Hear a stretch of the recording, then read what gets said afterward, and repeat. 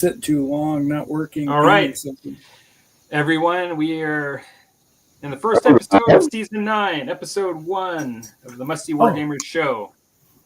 We are down one Musty, who is having some technical difficulties, but I expect that Dan will likely be joining us soon, Farmer Dan.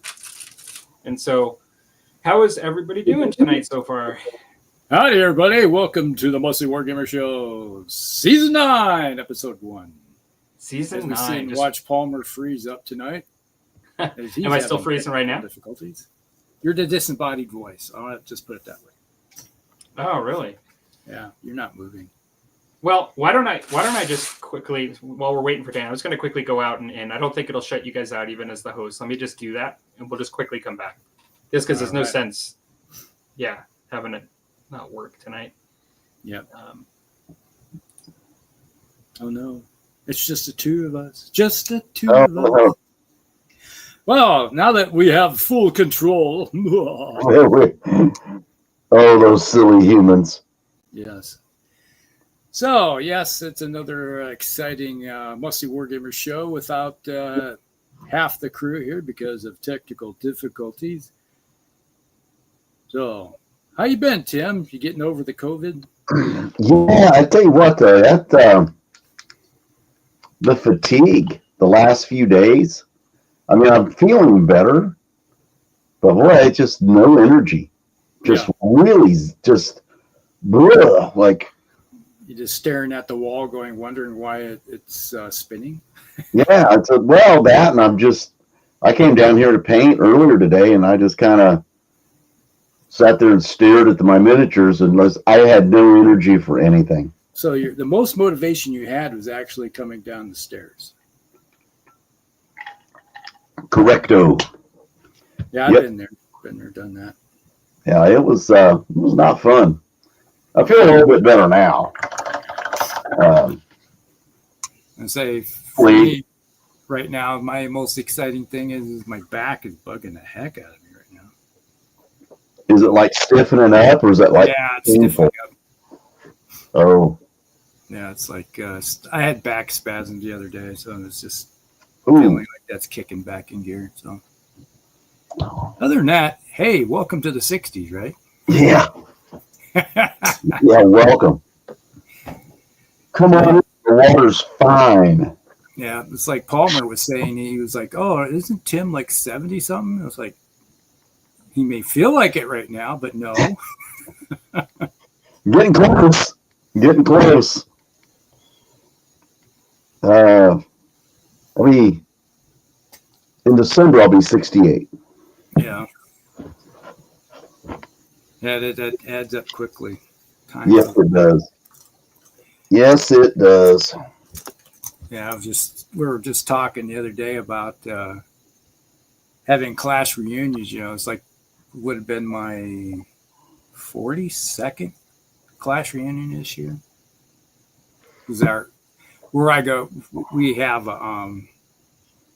every year, instead of having a class reunion every 5 years or so, they just have a gathering down at the waterfront. Right. Where if you want to go, you go, type of deal. So you could celebrate it every year if you want to. Next year will be our 50th. Yeah. Which is really kind of weird. 1976. I remember 76. Yeah. Bicentennial. It was a big deal. Yeah, it was. And we're coming up on the 250th. Dang, it's hard to believe. Just seemed like yesterday. But then again, last bicentennial, there was no internet. There weren't really computers. Yeah. There were computers, but there weren't computers, type of deal. So true. Didn't have to worry about cell phones. There wasn't anything. It's like, hey, I'm going to go talk to a girlfriend. Here, I'm going to grab the long phone and go sneak over around the corner. Remember how long those cords can get? Yes. One, I think we had one that was like 25 feet long. I mean, you could go. Because we're in a small house too, so we could go from one end to the other. And then we got really ambitious one time and realized is that, hey, these things got the same plug. It's like you get the long cord, you could plug it into the wall and then plug it into the phone, and then carry it in. Then you have the handle or the cord for the phone itself. Then you can even go farther out. Hey, they both show up at the same time. I think Jan was trapped because I was out because I had problems too. Hopefully I'm better. I'm not sure. Well, we were just talking about the 70s. That 70s show. Oh, good times. Well, are we doing good technically here? Like, everything sounds okay at the moment? Yeah, we were just carrying the show and running it downhill for you. Running it down into the 70s. That's all right. Well, do you have anybody watching? That's the question. So far, no comments, but let's just see. I can check on the YouTube stream. But if nothing else, we'll just catch up.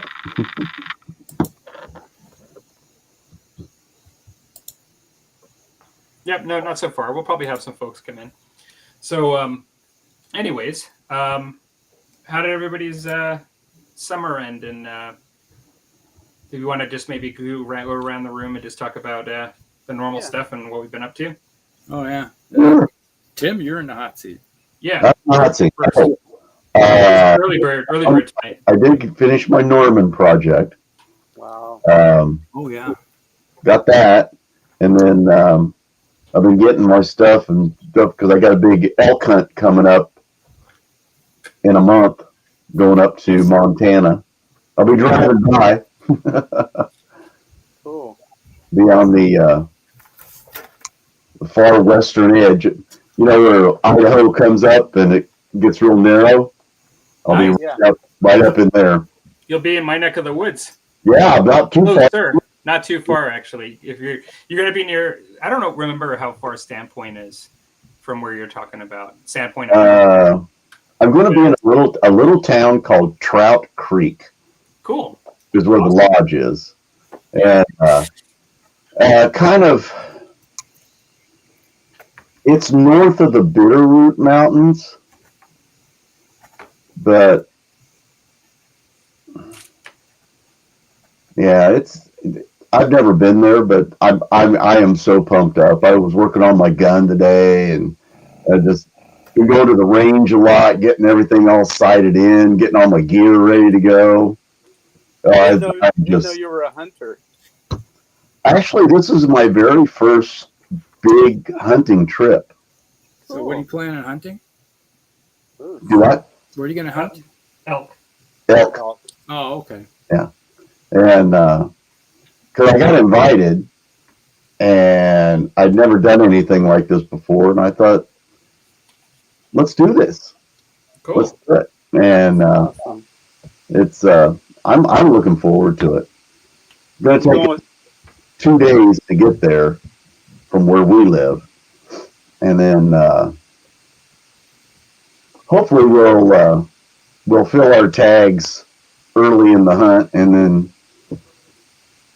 I don't know what we'll do if that happens, but I doubt if we all fill our tags. I mean, it's the odds of that are pretty small, but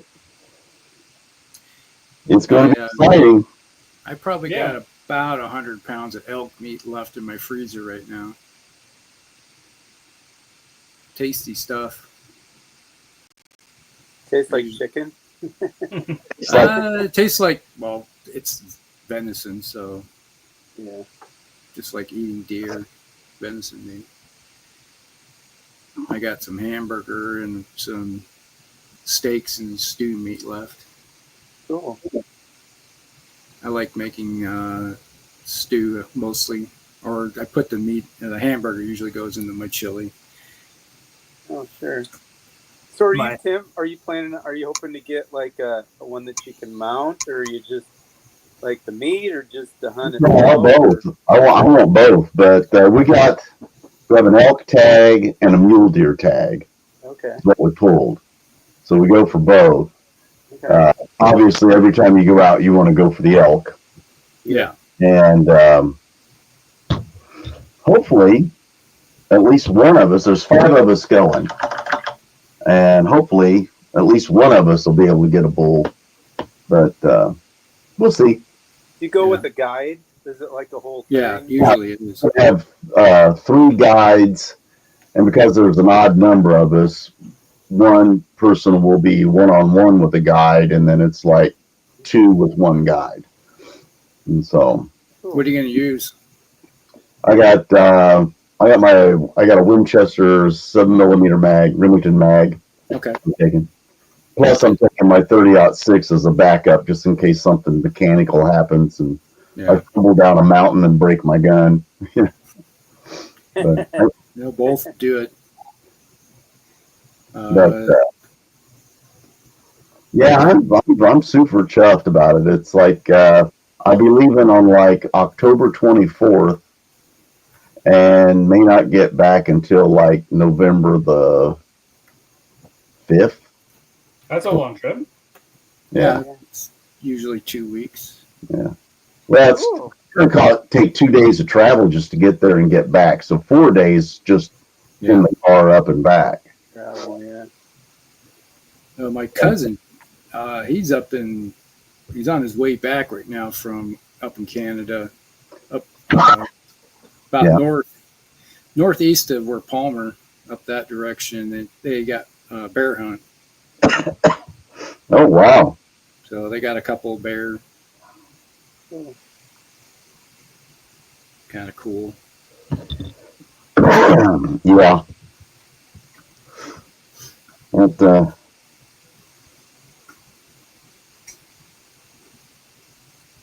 My motorcycle trip, I'm going to be driving through northeast of where I live. I'm hoping I don't see a bear. Hopefully they got one.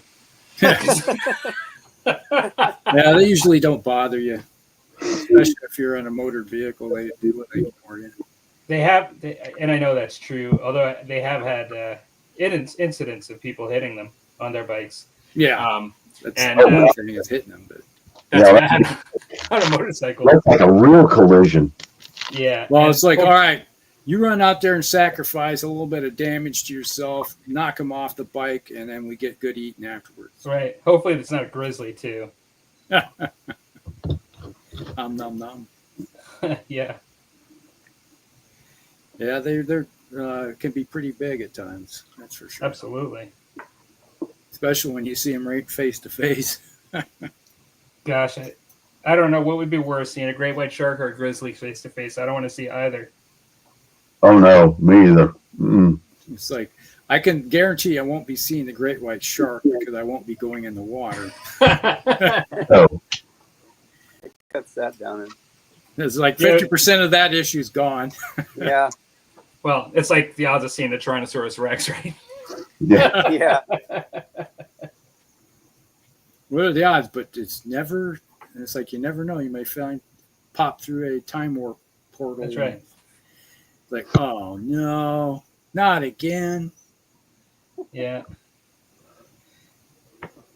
So, Tim, you did your Normans, is that you were talking about for hobby stuff? I got most of them done. There's still like parts of the army I got to finish up. I got to get all the crossbows and bows and that kind of stuff. And then, because I'm focusing on more of the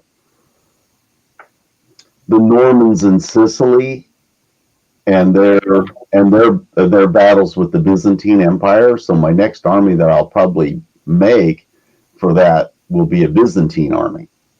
Mm-hmm. And that will be interesting. So the one thing is, it's funny. It's like by the time the Normans started their conflict with the Byzantines, the Byzantine armies had already adopted the kite shield and a lot of those Norman trappings that they had. They had already adopted those, so the armies will look a little bit similar, but the makeups will be different. And like the ones in Sicily, the Normans had Arab allies, So I'm going to build up an Arab allied division. I'll probably be using probably the Victrix miniatures for the Arabs. And any future Normans I get will probably be the Victrix Okay. as Nice. well. I'm working on plaid right now for my Scots, my English Civil War Scots, and I hate tartan. God, I hate tartan. It is so tedious. Yeah, kind of an art. Yeah, and it's way outside my comfort, so I'm sticking to a real basic pattern and just 3-foot rule. Look at it. Yeah, Yeah. that's fair. Don't pick it up and stare at it. Yeah, exactly. Yeah. I actually found, because I did some tartan and for French Indian War, and I didn't like go the route of like high ultra detail lines and filling in the boxes to like be amazingly perfect and like whatever. Like I kind of went with, I'm trying to remember how I did it, but I did overlapping stripes, and I did it because it was moving and like it was almost never perfectly just at a standstill. Like Right. perfect. The ones I've got a lot of folds and Yes, cloth and everything. which gives you room. Look perfect. You're going to see the bold colors and not a whole lot of the subtle detail. Now, if I was doing a model that was like 75 millimeters or something, Yeah. or one of those like the 54 millimeters and stuff, I'd try to take a little bit more time with it and try to Right. make sure those, because you notice how like in a lot of tartan you'll have a couple of base colors like a red and a green, or a green and some sort of brownish color, and then you've got that basically like a highlighted stripe that goes down the edge of one of those colors, and then it goes this way, and it's like, Oh yeah. at 28 millimeter, I'm not doing that. Well, I found But- the folds kind of made it so it's automatically not going to be perfect in the sense that you can't have it with folds and have it look symmetrical. You know what Yeah, I mean? And so it gives you room to just be a bit free. yeah, with the I don't know design. if you can even see this guy or not. Let me try to expand it. Let's see. Sorry, 1 second. Yeah. Yeah. Yeah. Okay. Yeah, that looks. Like the red, Yeah. lighter green, and a darker green. Right. That's about all the tartan I'm going to do. That's fine. Yeah, it looks good. Yeah. Yeah, that captures it. Yeah. Yeah, I looked at like I went on because these are Warlord Games medals, and I went on their website and I blew up a picture of one of their examples of what one of their people painted. And it wasn't like super highly detailed. When you blew it up, it was like a couple of gray squares with an off color, kind of like this. I'm using like this jackbone color, and just to kind of give it a little highlight around the edges. So I've got a red, a dark green base, a light green sort of offset color, and then that jackbone, and then that's about it. All kind of like this way and this way, and I think at a distance they'll be okay. Yeah. Certainly. But it is time consuming. It is Yeah, time. it is. But that's I've got I got 3 on the desk and 6 more to do, And then call it good, huh? because the rest of it will be some different colors of browns on the leather work and the targ and all that kind of stuff. That's going to be go by really quickly, but the labor intensive part is trying to just get enough of that tartan look. And then this is going to be basically like red, green, and that sort of thing. And then the other unit, I'm going to focus more on a blue, light blues, and maybe some black in the with the edging color. Use the black, Mm-hmm. I think. I'm not quite sold on it yet. I might do a couple of test pieces first, and then if I don't like it or if the black is too bold, then do maybe I don't know, some other. I haven't made up my mind. Maybe a yellow. I could do it like do like a gray trim, and then if I don't think it's colorful enough, put a little yellow over the gray. Mm-hmm. Something like that so the two units will look like they're different clans. Yeah. Yeah, exactly. Just something to differentiate them. Yeah, Something to break it up a little bit. because they're all basically the same models anyway. So I'm assuming the gaming buddy that you've been doing the Star Wars and your other historical stuff with, have you guys still occasionally got a game during the summer or none? Yeah, we've been working on a lot of the ACW stuff. Uh-huh. Not exactly historical refights, but close. Cool.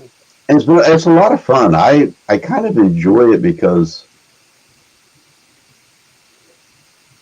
you don't have to worry about really being tabled.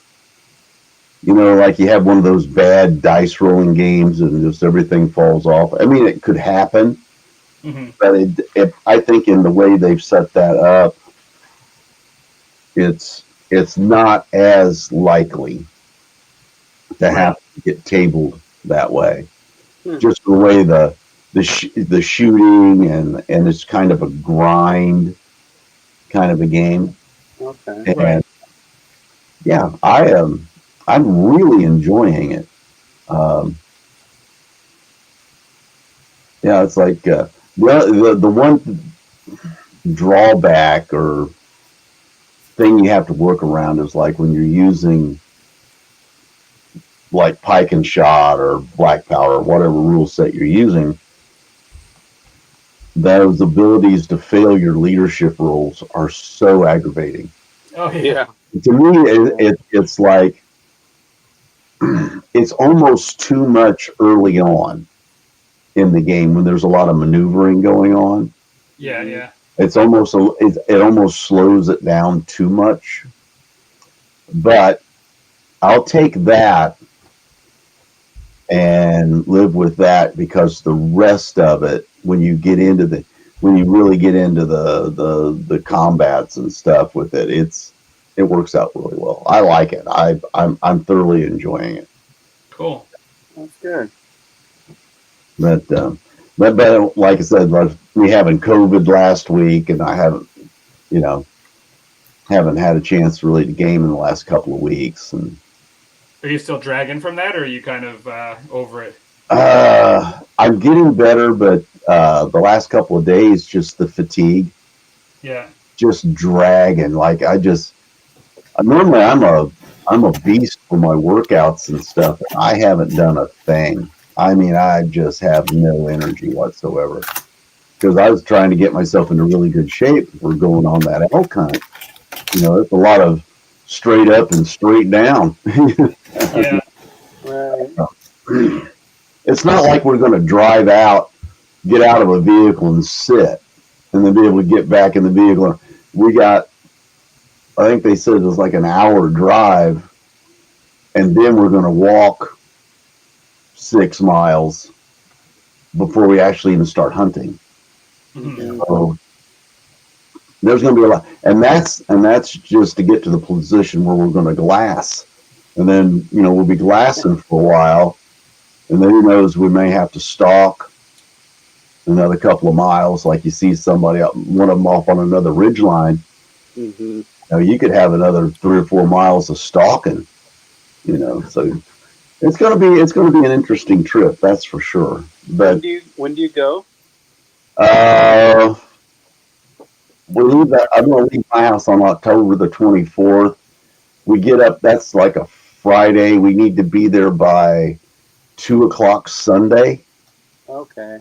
And we have to take our shooting tests because they want to make sure everybody knows what they're doing. And that'll all probably be done Sunday, and then we get up early and head out for the first day's hunt on that following Monday. It's supposed to be like 5 days of hunting, and hopefully we'll get our tags filled. And Right. You got some time to recover before then. yeah, I'm hoping.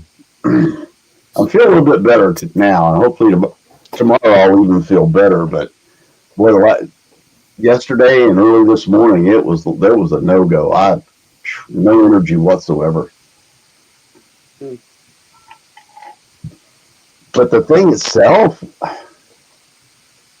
it wasn't that bad for me. I mean, I had a little bit of a cough, but it was more just feeling bad. It's like, like when you're coming down with the flu and you get that first part of it, you've got the chills and you're achy and you're thinking, boy, this is going to be bad, but in a couple of days it'll be over.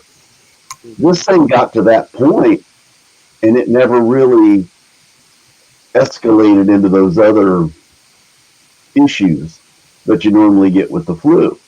Well, that's good. But it drug on, and then the fatigue kept getting worse day in and day out. I spent 2 days, I know, that was just doing nothing but sleeping.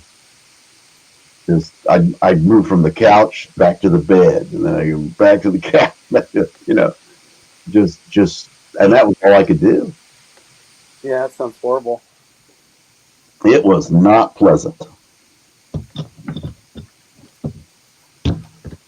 But that being said, I mean, like I mentioned in our last little chat we had, that this summer was just going to be a very slow-paced hobby summer. But I have other things I got going on, and I got my Norman project done. But other than that, that was it.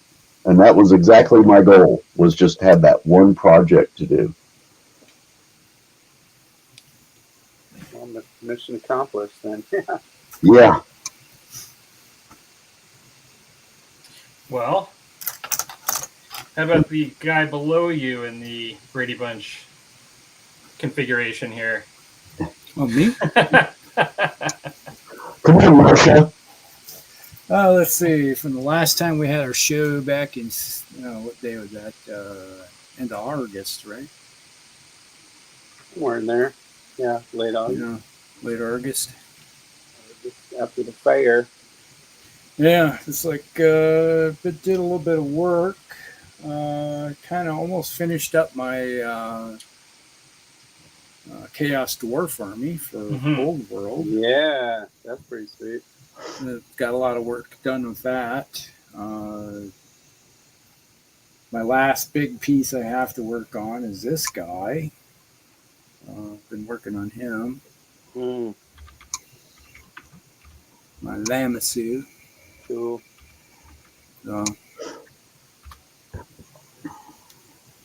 Okay. Sorry, I was responding to a comment. Sorry, Rusty, I didn't. Here you go. Let me expand it. Well, now that the moment's gone. Moment's gone. There it I'm is. multitasking. All right, so yeah, so here's my Lamassu I've been working on. Oh, yeah. Got a little bit Looks of work good. done on him today. Nice. In a few minutes. I like the difference in the tones from the wings, from the body, the subtlety Yeah, in it. It looks really good. It was all kind of blending together, and then today I mixed some what do you call it? Some contrast red. Yeah. Bale red, and I mixed it with some Reichland Flesh Shade, mixed it together and made it a really dark, rich red. And you did that for the wings? Yeah, so there's a lot of contrast there. So it's kind of a rich reddish brown now. The skin reminds me a little bit of what I chose to do that Beastman wing creature, the Jabbersight. Yeah. When I did that, I really like that look. It looks like a brownie orange kind of. It's nice. I like that. Yeah, I took for the wings. I put down what was it? Mournfang brown as my base, and then I dry brushed what is this Baylor brown over top of it, and then I put the Reichland flesh shade over top to give it some contrast. Mm-hmm. Then let it blend together. So I got that going, and then let's see what else is like a lot of brass on here. And I went with like the beard here. That was a black, contrast black. Then I dry brushed some Baylor brown over it, and then I hit it with what was this? What brown is this called?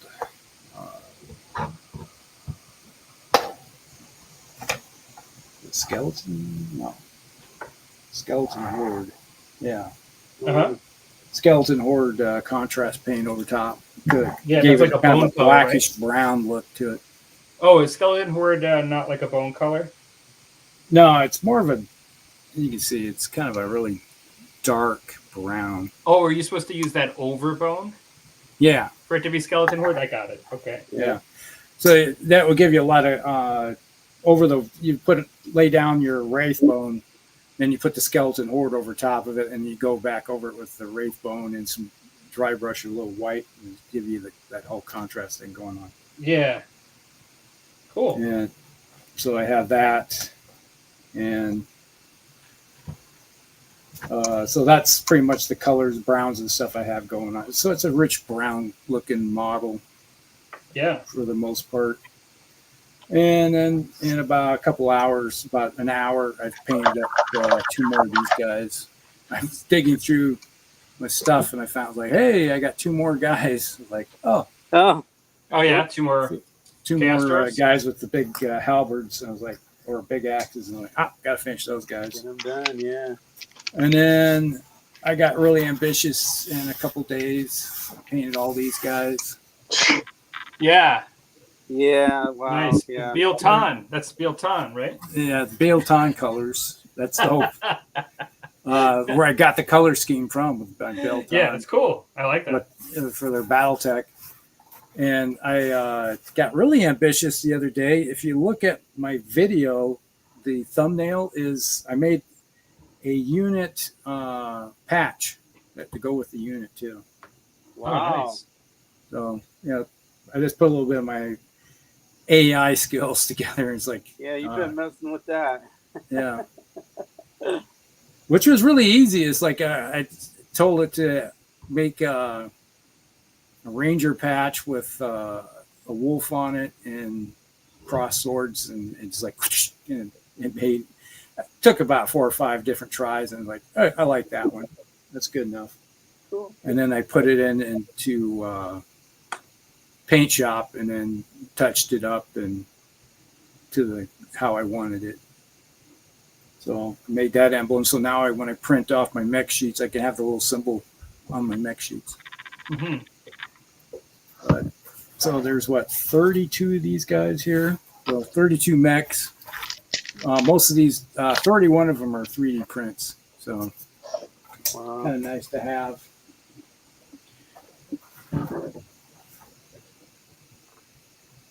How's your gaming going? I haven't played anything. Let's see. I did go up last Thursday. I was up at the store, but I didn't play anything. I just talked with a lot of the guys that were playing Age of Sigmar. Mm-hmm. Oh, cool. That's still But- popular up there, huh? Yeah, people still play that. I'm not a big Age of Sigmar guy, but Yeah. I tried it for a while. And it was not my thing. But, Yeah, no, it's fine. then I spent a week putting together my shed for my bike. Cutting off your body parts. Yeah, pretty much. I'm starting to heal up from that. It's like blood for the blood god type of deal. Dangerous work. Corn is pleased. Yeah, Corn is very pleased because I left sacrifice body parts and stuff to the god Yeah, Corn. you did. Flaying your knuckles. Yeah, and my thumb.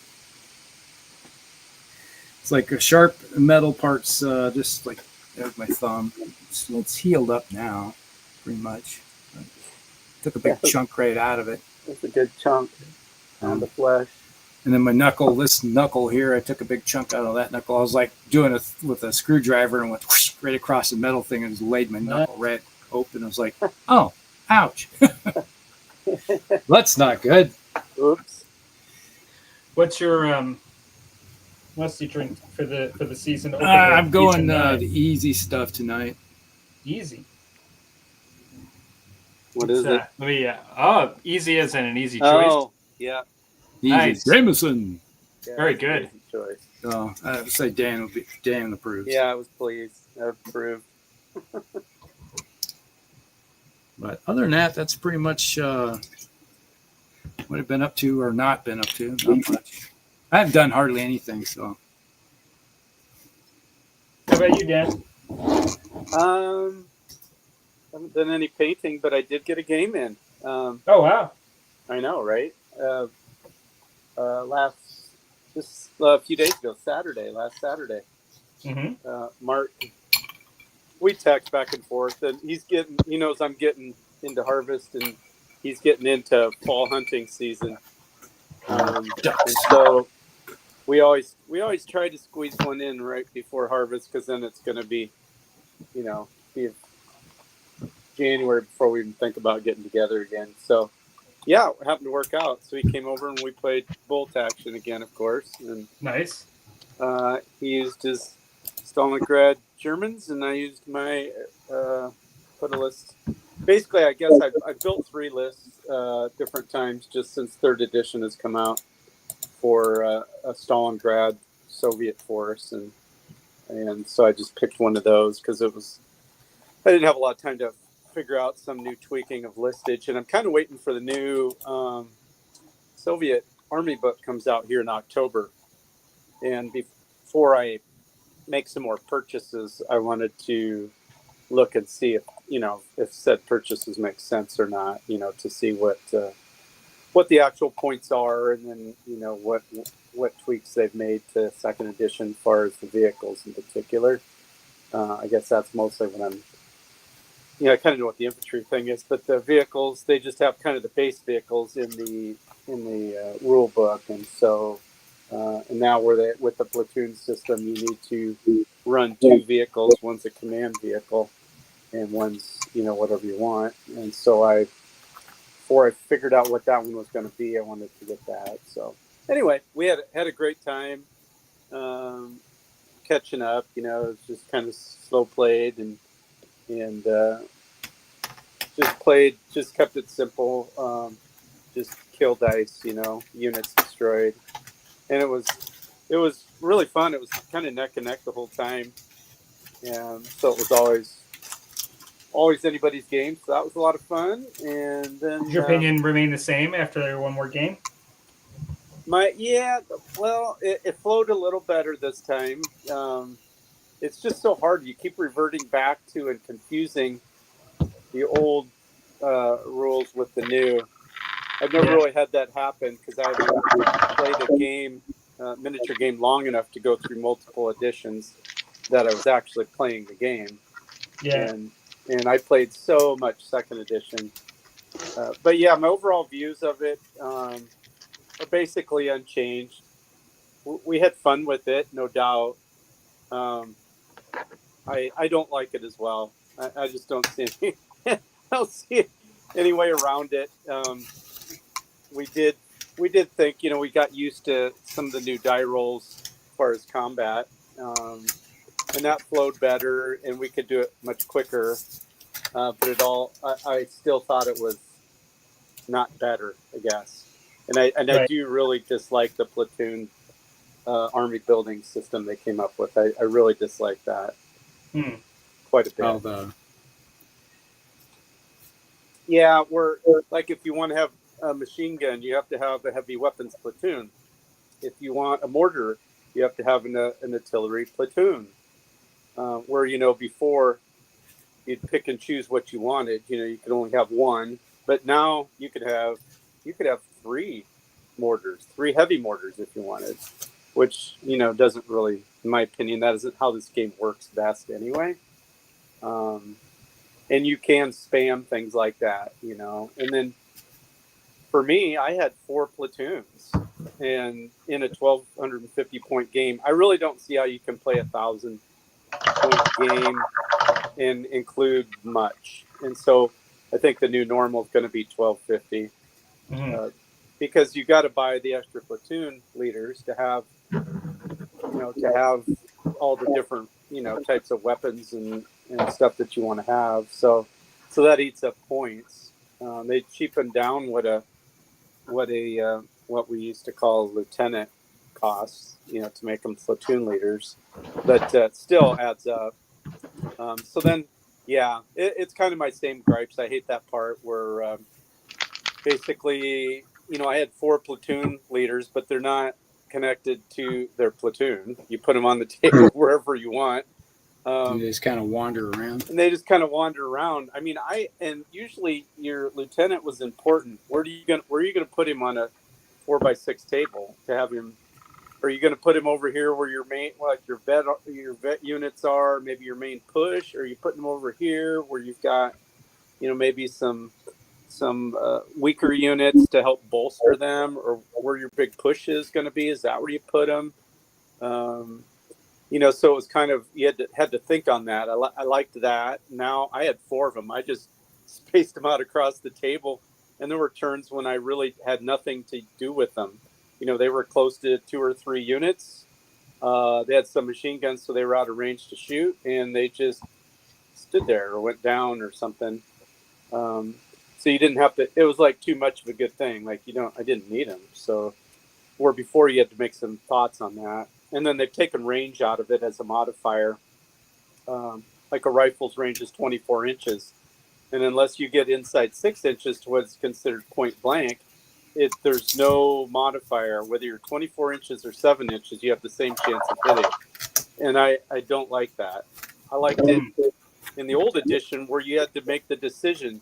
Do I move closer and have that -1 to hit modifier because you moved? Or is it worth not having the minus and you're at long range? It mattered. The range mattered. Now all you have to do is be within the max range, and it's no different than being closer. And I didn't like it. It just seems to me they've dumbed it down. Yes, a lot. I would agree. And then I don't like where you make 3 rolls in a combat. You roll. There's only 4 modifiers to roll to hit. That's simple. But you roll that to see if you hit, and then your opponent makes a cover save, and then whatever ones he doesn't save, you roll that many dice to see, whether they're inexperienced, regular, or veteran. They have a save of 3, 4, or 5, and then you see if they die. So you're making 3 rolls instead of 2, which makes no sense to me. It's just some of that. I'm like, really? They fixed different, and then they took exceptional damage away, which I liked that. Maybe not have it remove a full team, but where you could pick the guy you took out, and you could say, well, you took out the guy holding the Panzerfaust. Why couldn't another guy pick it up? Well, true enough. Again, it's barely rooted in reality anyway, but it gave you more tactical choices who you do take out. Yeah. And you could argue maybe that was the guy that had the chance of hitting. He was actually adept in using that. And the other guys, yeah, they could shoot it, but likely wouldn't hit anything. I mean, there was a lot of ways to rationalize that, but yeah, so just lots of those kinds of things. They did fix point blank where you can be standing next to somebody, and if they went down in second edition, you could stand right there and not hit them because they went down. But some of that's what I was hoping they'd do with 3rd edition, was just, give machine guns more dice or more pins, fix like the down thing where you could be standing right on top of them, but you couldn't shoot them, you couldn't hit them, just like that. I thought the rest of the game was solid. But if you look online, just Google, criticisms of bolt action 3rd edition. There'll be some, but most, at least what's out there that I could find in a Google search, seems like it's well received. I don't like it as well, I guess. But one of the things I think happens with a lot of these games, Mm-hmm. I actually don't think that your reaction of saying I will still continue to play and enjoy it, but I don't like it as much, and these are all the reasons. Like, I think there are people like that, but I think a lot of people, in order to justify their choices and what they do with all the choices out there, once you got your foot in and you're committed, a lot of people just sort of turn up the dial on the positive. You know what I'm saying? Yeah. Until they decide that they don't want to play anymore, and then you hear all the reasons. Yeah. You know what I'm saying? Yeah. And so a lot of times when you say like most of it's well received, there's probably a lot of people that it is well received, but there's also people that are just sort of like, this is the game they chose, so they kind of beat the bandwagon for it, right? Right. Well, and that was always my thing, because Mark and I were discussing it. It's like, well, is it just us? I mean, like, because I like to think I'm open-minded, and I wasn't scared about a new edition, and it was time. I wasn't bitter that you had to buy a new rule book. It had been out there a long time. They'd only done a second edition army book for the Germans, and that was it. So I mean, didn't feel like a money grab. It didn't feel. I guess to me, the way the game was, other than some small tweaks, which you could house rule, it was really good. I thought, and I've played it. I played a jillion games of it with, 3 different nations, and played it in tournaments and played it in friendly games. And I just thought it was just what I wanted from a game. And so I think, I wasn't looking to be, because we were like, well, were we just like, I mean, are we those, like the old guy, like, I mean, I've always Back done it in this my way, day. and I don't want change, and, but it just, and it's funny in a way. It makes me a little sad because I loved it, and now we had fun. The last 2 games we played, we both said that was a fun game, but not like in love with it. Like when I'd get done with the other games, every time we'd play, I'm like, I'd set up and play again right now. I mean, I am jazzed about it. And so, so we'll see. And we've kicked around the idea, because he's, other than, Rusty and I would potentially play some games, and we've played a couple times.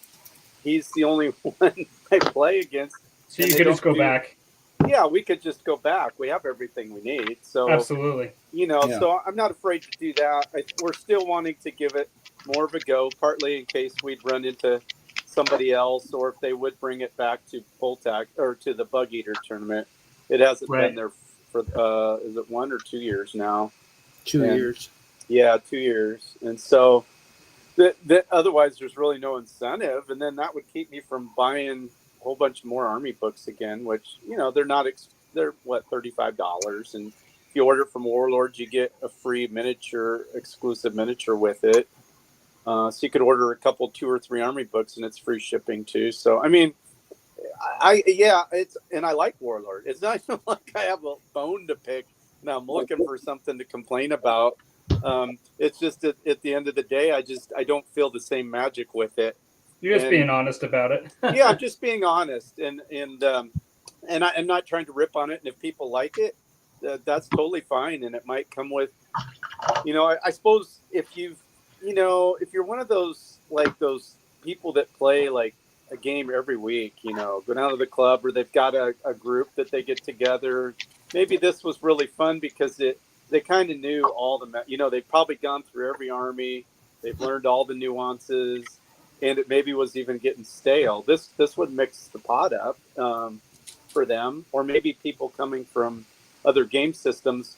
Maybe this kind of the attack roll system with less like going through all the different modifiers was easier or more intuitive. So I'm not really sure what Warlord's goal was, because I didn't really, the things they changed, I never heard anybody complain about as far as like the army building or the combat roles. And those were the 2 things that I just really think is a big step backwards. But. Well, they might have needed a new philosophy in order to justify a new edition.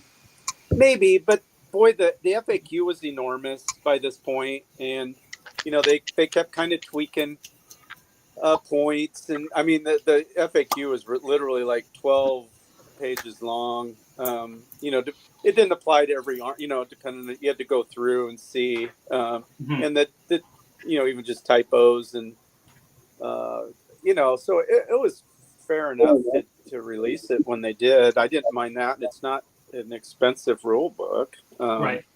So yeah, but I guess ultimately, like you say, I'm trying to make sure I'm being fair, and honest with myself even. But I think I am, and I get the same feeling each time these last two games, I felt like we had a good grasp of the rules. There was less rule flipping. We were able to do the combats more quickly, and there was just too many times we're like, well, that's crazy. Yeah. But Well, so time will tell. But exactly. we can always go back to second and be totally happy, or maybe this will come around. But I just think some of the fundamentals are just gonna not be what we're looking for. So we'll see what happens. Right. But that was my gaming though. I haven't done any painting because I'm still working on my tractors and farming. So yeah, but I'm looking forward to winter again, and I'll be buckled back in the basement here, plugging on some stuff. So awesome deal. yeah. Well, I'm kind of similar in that I've had a pretty big painting dry spell. I think after I hurt my ankle, where I talked about it on the last show, Yeah. I just kind of went through a phase where, although I got like 8 miniatures painted for my Warhammer Orcs and Goblins, I didn't even put a video up. I was just really not in the hobbying mindset for a while. Yeah. And only I'm just coming back out of it now. Like with the season starting, I'm painting up my Orc War Riders, so I'm painting boars tonight up, like starting with the boars that they're mounted on. But and I actually posted a picture up on the Facebook page today that I'd cleaned my hobby room because I essentially wanted to start with a clean slate.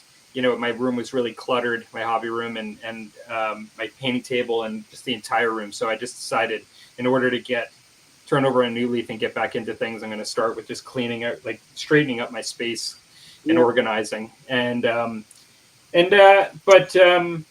like I'm going on a motorcycle trip next week, and like I was mentioned earlier, and just a 3-day trip, 2 nights and 3 days. But they're kind of a couple of long days. Like for me, 8 to 9 hours on the motorcycle's a good amount of time. I would say. And I take a break, but and then I have a bit of a shorter day in between. So just to sort of take it easy, take in the sights a bit more, and have a little bit of a break in between. But yeah, beyond that, like everybody, this month has been a transition with the kids going back to university, like not home, not as much commotion at the house as in the summer.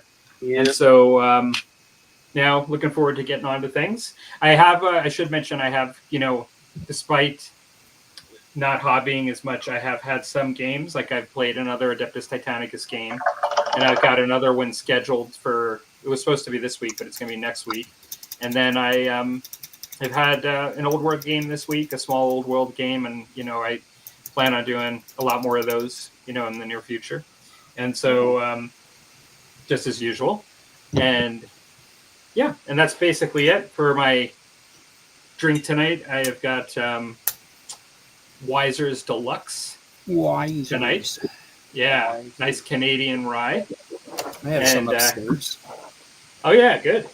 I didn't realize you had Wiser's, Rusty, that you got that down in the U.S. as much, because I don't remember Wiser's being around as much in the U.S. But I wasn't really a whiskey drinker when I lived in the U.S. I actually became one in Canada.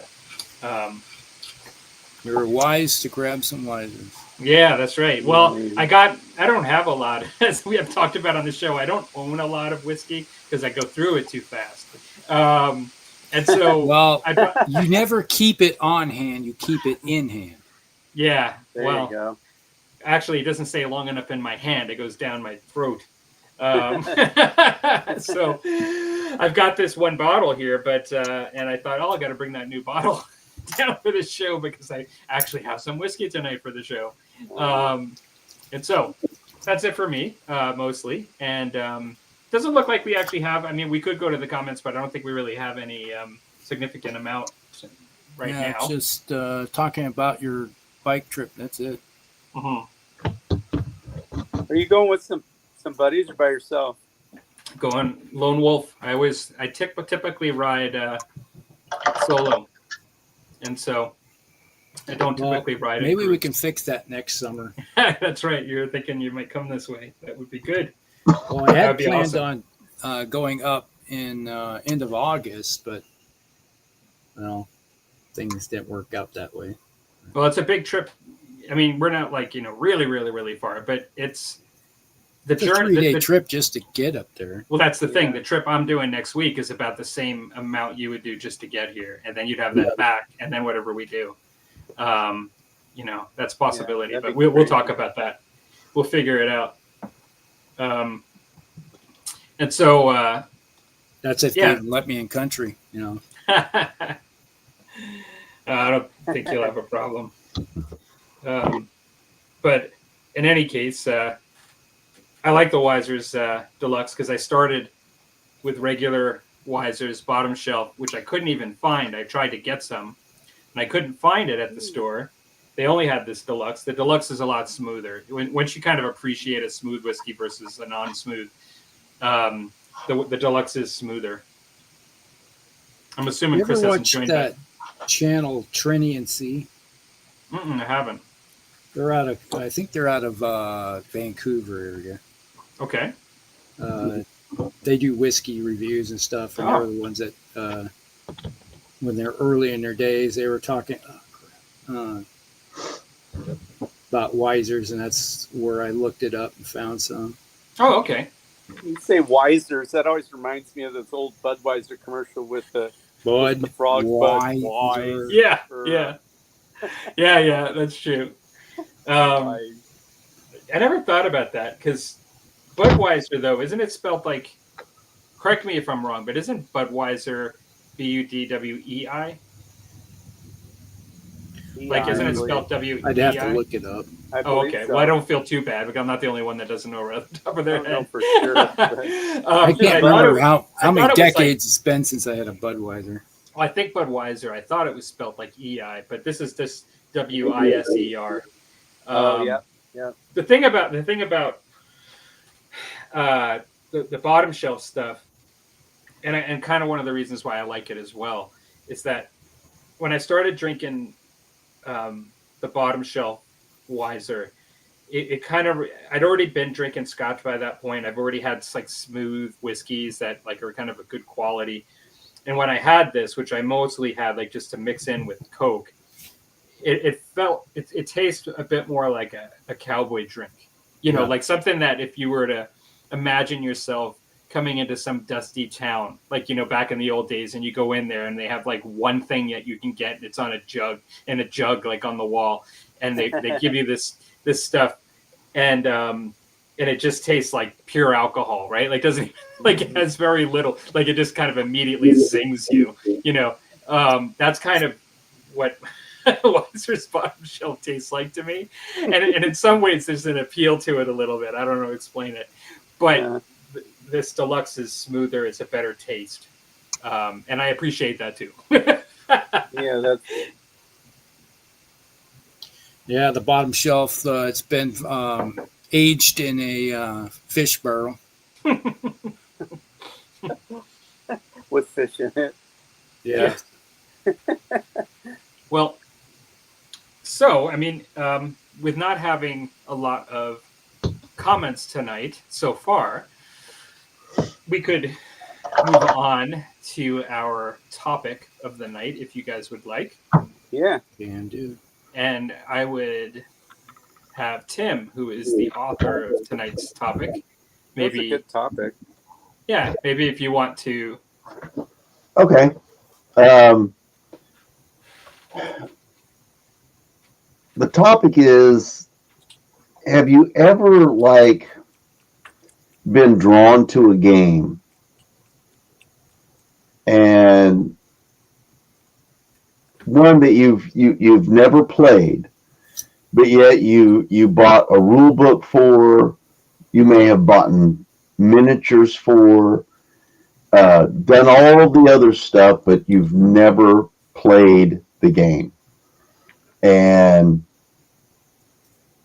what were some of the ones that, and why were you drawn to it? What was it?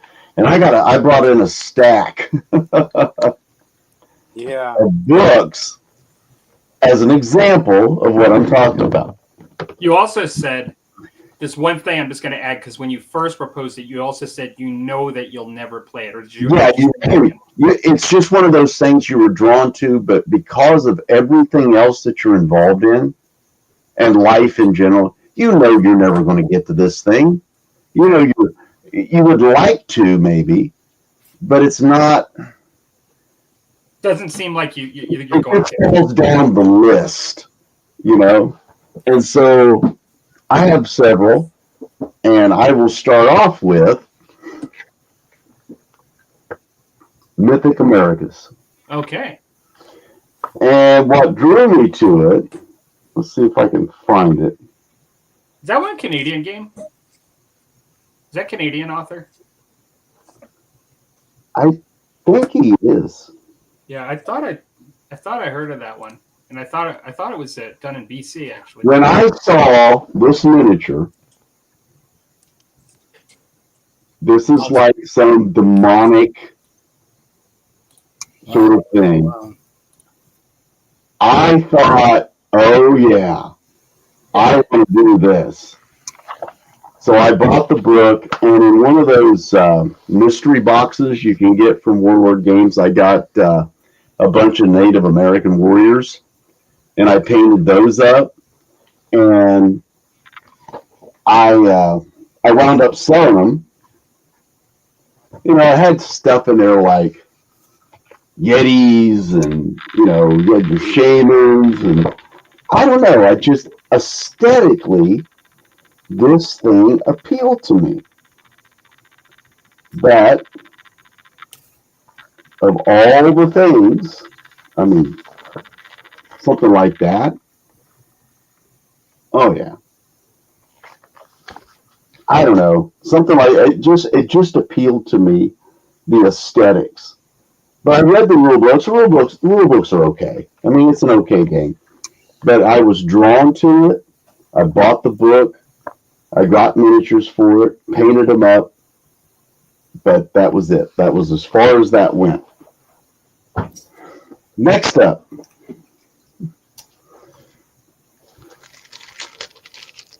Saga. Okay. I cannot tell you how much Saga stuff I have, but I have never played it. Mm-hmm. Now, I have a lot of Dark Age miniatures, but originally my Dark Age stuff was for this. And as you can tell, it's still in the plastic. I never even cracked it open. Age of Vikings. And I have the other older Saga stuff. I have like the very first one that came out, and I think I missed the second rule book, but I got the third one or something. I don't remember. Okay. I have the. I'm the same way in the same boat there. I got the Saga stuff, the miniatures. Never played the game. Yeah. All the dice set up and wanted to play it, and then couldn't get anybody to play. Up next, Kings of War. Okay. I have several of these books. I had their historical version, and I got this thing. And I thought, man, I really want to do this one. Bought this. I already had the fantasy miniatures and that kind of stuff, and I've got tons of historicals. That wasn't the thing. It was just I got this with every intent, and it just seemed like it just kept dropping down in the hierarchy for some reason. And one, because I didn't have a playing partner for one. Because we already had games that were kind of similar, and I didn't think they didn't want to really invest in something new. And I said, okay. But yeah, this was one. And then my most recent one, there's a theme here. Midgard. Yep. That's disappointing. You don't think you'll ever play it? Well, I just don't think I'll ever play it because I don't think I have anybody around right now that would be interested in doing it. Right. Even if you painted up both sides. Yes. I mean, I got enough Dark Age miniatures and stuff. I could do it. It's just that trying to convince somebody and going through the new rules, is it going to be significantly different enough for the time invested? You lost Dan somewhere along the way. Aw. I think he got really choked up about Bolt Action 3. Just left. Yeah, it was just too much for him. I can't take it in a cruel world. I'm in a mood. I gotta go. But those are just a few of the examples of just the rule books I bought, let alone the miniatures and all that kind of stuff that that are in a box somewhere that I may or may never ever paint up at all. But I thought it was interesting to where we are. It feeds into our squirrel-like mentality when it comes to miniatures and games and stuff. It's like, ooh, that one, you know. I don't know. I just enjoy it. But those are mine, and that's just a few that I pulled off the shelf. There's others. I got Spear Point, both the first and the second edition of Spear Point. I've got one rule set from, oh gosh, I wish I would have brought, never mind. But it has 4 books to it. They did a Vikings, they did like Greeks and Persians, and what in the world is, oh well, never mind. I can talk about it another time. But it's another rule book that it's a set of rules that I really enjoyed. But because, you know, I play a lot of Hail Caesar and it just kind of scratches those itch, you know. I think, you know, I have to have something that's really going to motivate me to take me down that road of new and, you know, adding that extra thing. So I got one question for you that I think might be good to ask each person when they finish with the ones that they've chosen. Are they all equally on the list that you will never play them? Like, or are there some that you struggle to say, I'll never play it because you want to, and you think there's a chance that you could get somebody to just play with your miniatures a game with you, but that you don't want to give up on it? Like, or are you equally resigned? I'm kind of resigned to the fact that these will be on the back because of all the interest that you know, the ACW in the epic scale, Star Wars Armada, you know, those sort of things have kind of like, again, they've pushed things down the list to the point where I'm kind of resigned to the fact that I'll not ever get to them. Okay, yeah. Unless, of course, somebody came into my life who said, I play this and I would love to do this. And if I had the book, it would be like, that's a capital idea. Let's do this. Yeah. But I don't think I'm going to be that person. Right. To take the lead in that because I'm already doing other things that way. So. Right. Yeah. But that's the topic for tonight. And your answer. Yeah. Well, Rusty, you're next in line there. What is your answer to this? What are yours, and how do you describe it? Well, Tim brought up one of them. It's like Saga. That's one. It's like that's sitting. Where did they move to? I guess I moved the shelf right over there. After watching all of your Saga stuff, and Saga Vikings and all that, I was like, oh man, that's like a good game. So I went and bought the rule books and the dice and all that stuff. And, you know, I got miniatures and it's like, cool. Talk to some people and say, hey, you want to play this? And they just kind of look at you and go, No. Yeah. Okay, that was pretty. Pretty fast. It was pretty blunt. Yeah, not much wiggle room there. Yeah. Let me ask you this, just a side thing, Rusty. Your son's really into miniature games, though. If you actually painted both sides of Saga units, he'd never play with you? That's what I Well, was just going to ask. I would have said 2 years ago, yeah, he would have. But now that he has a girlfriend, Yeah. Oh, that'll do it. yeah, it's like there's about a 99% chance that nothing's ever going to get. I talk to him about once a week. Like, hey, you want to play some BattleTech? You want to play some Old World? Yeah. No, and he's like, oh, I'd like to, but I don't know when I'm going to have time. It's like, Didn't actually you guys both get into the like the Horus Heresy or like the Warhammer? Yeah, he has Heresy, Dark Angel. He started investing in the Dark Angels for Horus Heresy. They're all stacked up right there in a big pile. Yeah. And he might put together one model a week, maybe. Okay. And then he's like, oh, I got to go visit the girlfriend. Mm-hmm. So that's about the amount of time he puts into it. Unless I put the models together myself and then paint them and say, all right, sit your butt down, let's play. He talks about it, but He may come back to it at some point. Yeah, it takes time. It's like anybody that's ever had a girlfriend, it's like they start sucking up all your free time for a long period of time before you start getting comfortable. And it's like, oh, the guys want to do stuff. Let's go do stuff together. And it's like, and you realize that, you don't have to spend every waking moment together. So, Yeah. So what are your other ones, Rusty? You mentioned Saga. yeah, there's like one that's Baron's War. I got miniatures of that. I got the rule book, and then I just come to find out, oh, there's this new edition out already. Yep. And I was like, what? I never even got to play the first one. So that kind of sucked.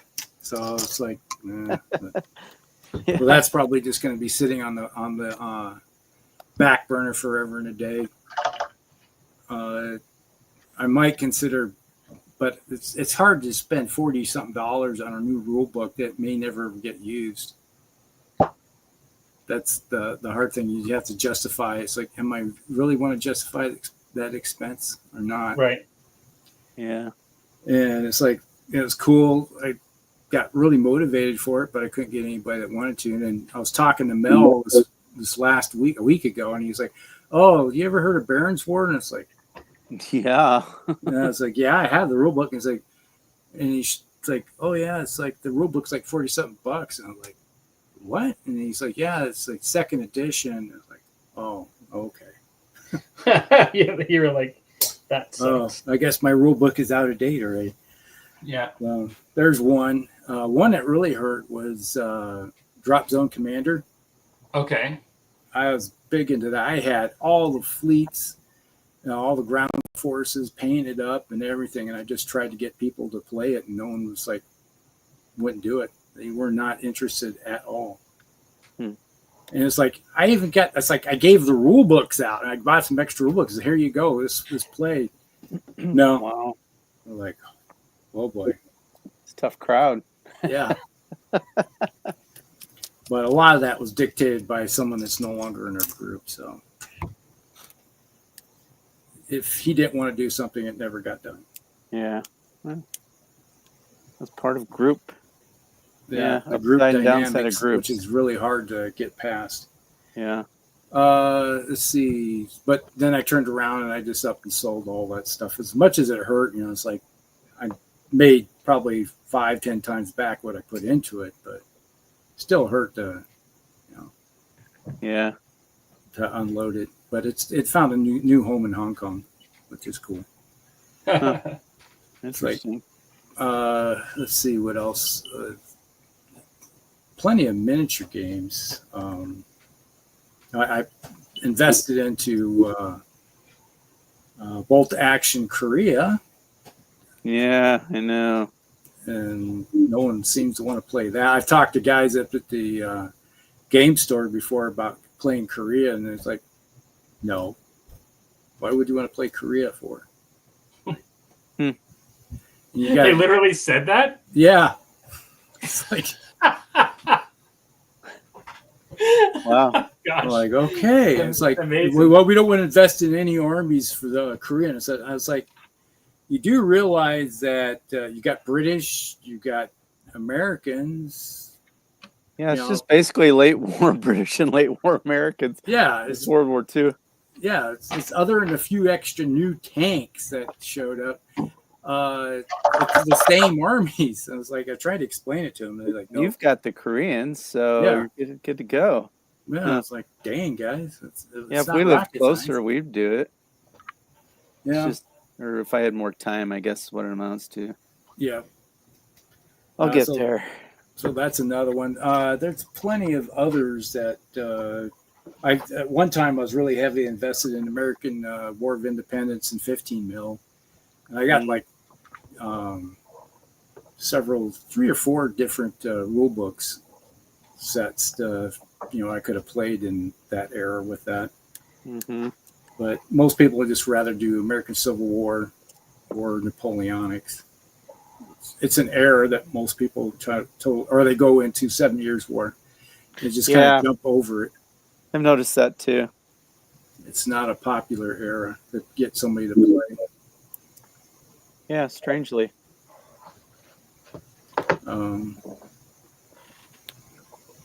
Then also I have heavily invested into Firelock Games, Blood and Blood Plunder. Plunder. Yeah. Yeah. Yeah. I got all the armies with that, and most of them are painted. But Wow. there's I didn't know you zero had them all interest. painted. The game stores up here, they when the game was out, that they put it on the shelves and they turned around and put it all in the discount Sale bin. bargain bin because no one buy it. It had zero traction. So, Tim, your topic's going to turn into, for the folks that painted all these games up, into a bit of a downer session. Yeah.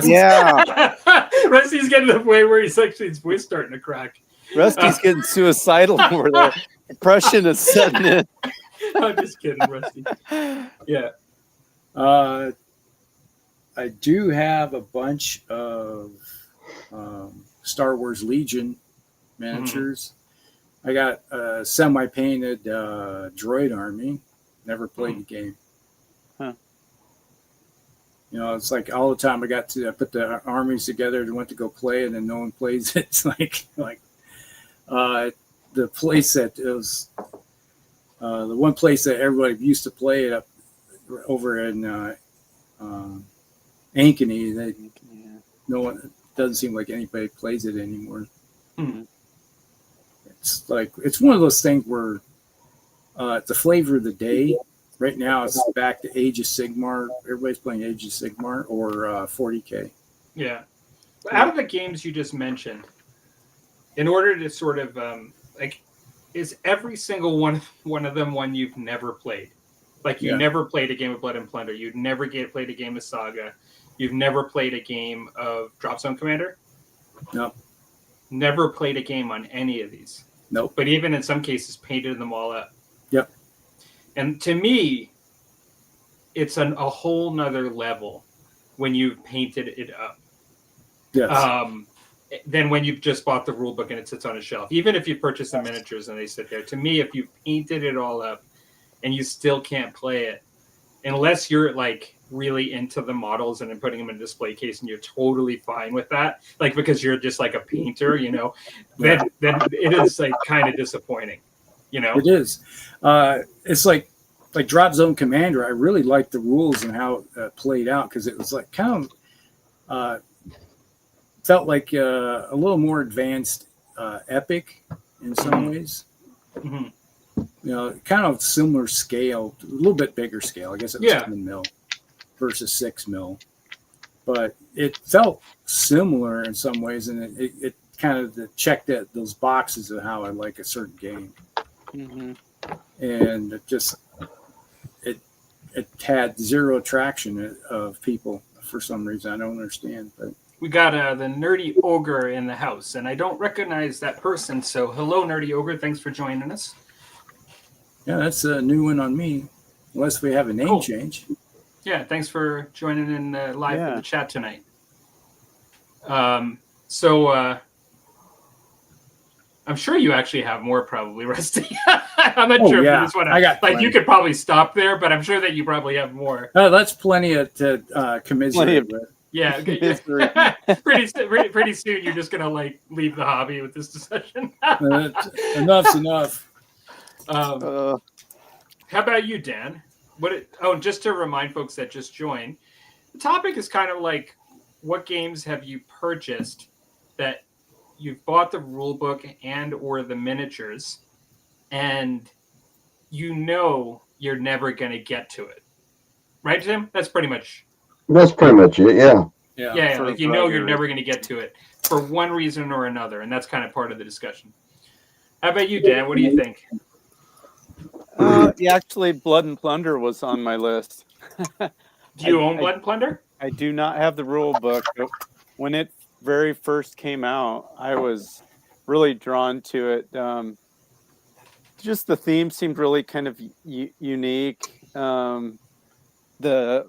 They always had, I followed a lot of their own channel on YouTube, even, and they always had these gorgeous tables, which, I'm a sucker for that. And Yeah. And it just looked like a fun game. It looked like it was cool to have all the different nationalities. And again, where it's based in history, but it's a little Hollywoody. I really, and then when they threw the ships in, just all that looked so cool. Yeah. I've resisted even getting the book. And different times I've had stuff in my basket, or they've got 20% off everything in the store, or some online retailers got them on discount, and then every time though I'm like, there's not too many miniatures to paint, and I think they'd be fun to paint, and they look like nice quality, but I know for me to enjoy it, I'm going to need to build a table. And for me, that I don't have any terrain basically that would cross over. Yeah. I mean, everything I have is not appropriate, so Right. I would have to start from scratch, and that just looked like such a mountain to climb. And for me to enjoy it the way that I like to, I've got to have a really cool table. And so that's been my stopping point, knowing full well that I'd have to, with what my life is now, I'd have to invest a year in working on the table. Yeah. Probably, not Right. every day, but of my time, Yeah. of my free time. So that's on my list. Of course, Rusty's got the miniatures, so I mean, it'd be fun to just try the game system out. I like all the. This isn't a game. It doesn't sound like it's a game that you think you'll never play. I guess I shouldn't say I would never play it. Like, I would potentially, although Rusty and I, we get together, a couple times a year, maybe. And unless that changes, now there might be something else we would play instead. So, but I really don't see myself saying, "Yep, I'm ordering the rule book and a starter army, and I'm doing it." Yeah. And to me, I'm not sure I would paint an army if I couldn't play. If I knew that I could, like, I'm sort of like what Rusty, like, he paints up both sides. I mean, like, he could host the game, like any game he does almost. He's got the terrain, he's got the rules, he's got both armies. And I know I wouldn't be able to go that far. I wouldn't be able to paint both armies and do a table to the level I would want. And so I wouldn't personally invest into it, probably. I mean, I don't see that happening. I've come close since the game's been out a hot minute now, so I haven't done it yet. So I don't think I will. Yeah, it's been out for what, 8-9 years now. Yeah, it's been out a while, and it intrigues me. And I still watch an occasional battle report, or I follow their group on Facebook every once in a while. A post will come up in my feed, and I always think that, oh man, that is cool. But I just aren't the creators of South Park investors in it, or is it something else? They're big into it. Okay, they're directly related to the project though in some way or another. No. Or are they just big To fans? some extent, yeah. Okay, that's what I thought. It's kind of a weird tangent aspect of it, but it is kind of interesting. Yeah, because the guys from South Park took all the designers of the game and put them into South Park caricatures. I didn't know that. I don't follow South Park much, just Yeah. occasionally, but I don't know much about That's it. pretty so awesome, I actually. didn't know that. That's pretty cool. So is there now, Dan, you are somebody that I consider to be notoriously good at resisting getting into new games.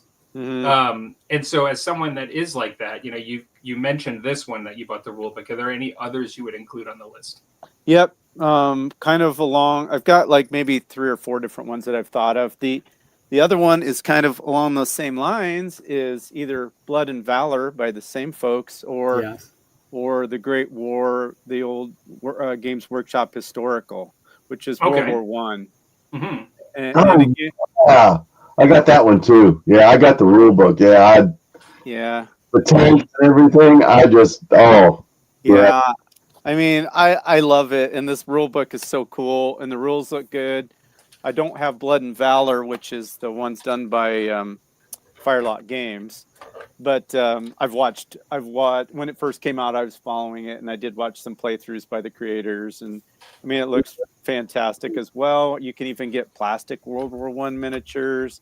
Is it Atlantic Games or somebody does them? Yeah, and there's some really good medals out there from multiple. You can even go early and late war. I mean, there's not thousands of choices like World War II, but there's a lot of choices. So, I mean, the minis are there. The period of history is intriguing to me. I went through a phase, I mean, maybe 15 years ago when I was kind of into World War One, because I didn't know much about it. I was always just a World War II kind of buff. And so I kind of branched into that for a while. And, so it's really intriguing. But again, I think for me, it comes down to it's a bunch more miniatures to paint, of course, and I'd probably have to think about painting both sides because I don't know anybody offhand that's doing it locally or where I could, for sure I'd get a game in. And then the darn table came in again because it'd be if you're going to do it right, you'd want trench systems, That's what I was wondering. I was wondering when just a cratered field and some burned trees maybe. Like I don't have anything. I would be starting from scratch again. To me, that would be one example where it would be kind of doable, though.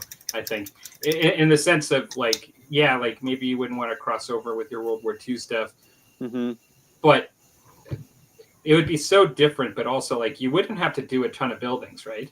No, basically no buildings. If you could get by with none.